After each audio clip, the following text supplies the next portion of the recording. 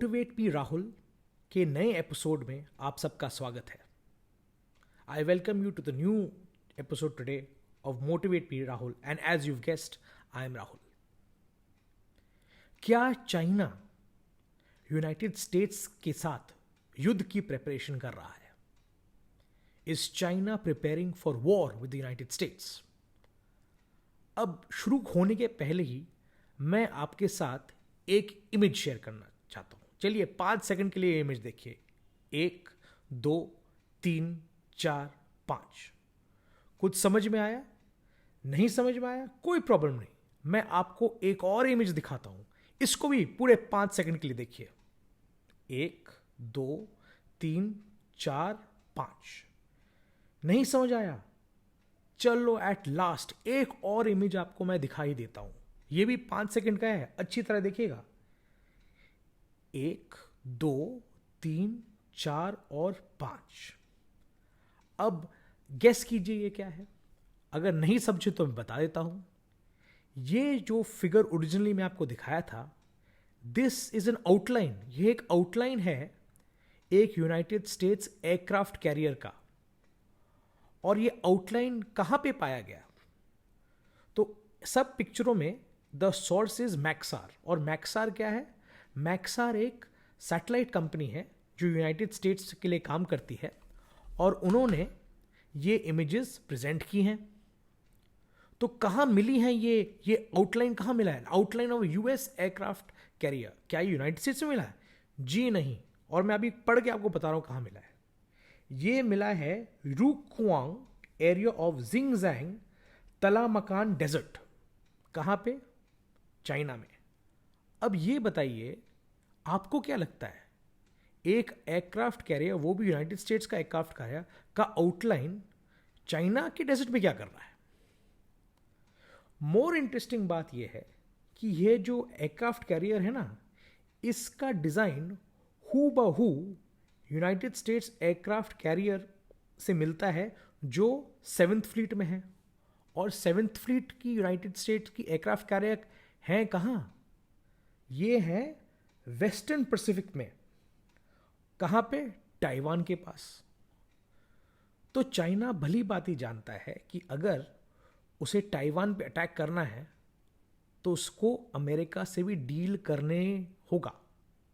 तो वो क्या कर रही है? ये जो आउटलाइन देखा ना, ये आउटलाइन मिसाइल मारने के लिए है, यानी प्रैक्टिस करने के लिए। और वेरी रिसेंटली जो इंफॉर्मेशन आ रही है, चाइना ने 2 या 3 हफ्ते पहले ऑलरेडी अमेरिका को एक मिसाइल लॉन्च करके दिखाया था, वो भी ताइवान के पास ही। उस मिसाइल का नाम है DF-61। इस मिसाइल को कहते हैं कैरियर किलर। अब याद रखिए दोस्तों, आप तो जानते ही होंगे लेकिन मैं बता देता हूं।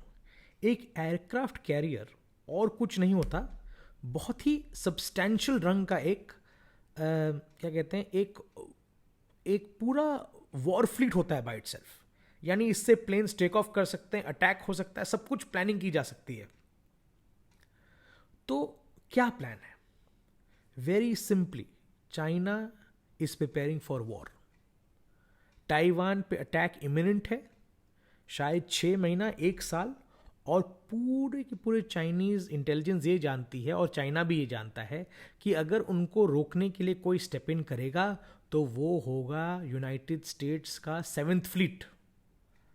अब लड़ाई होने ही वाली है, तो ये प्रिपरेशन चल रहा है।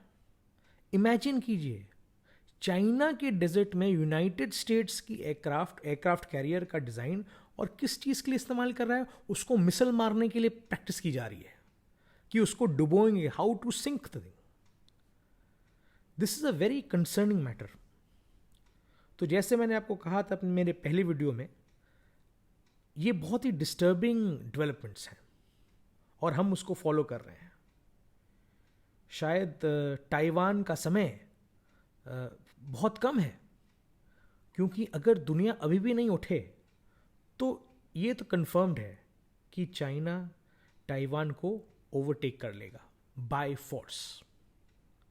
और चाइनीज जानते हैं कि ज़्यादातर ऑब्जेक्शन सिर्फ यूनाइटेड स्टेट्स वाले करेंगे। सो अगर आप मुझसे पूछेंगे कि is China heading for war with United states, indirectly हाँ, क्योंकि उनको तो ताइवान में इंटरेस्ट है।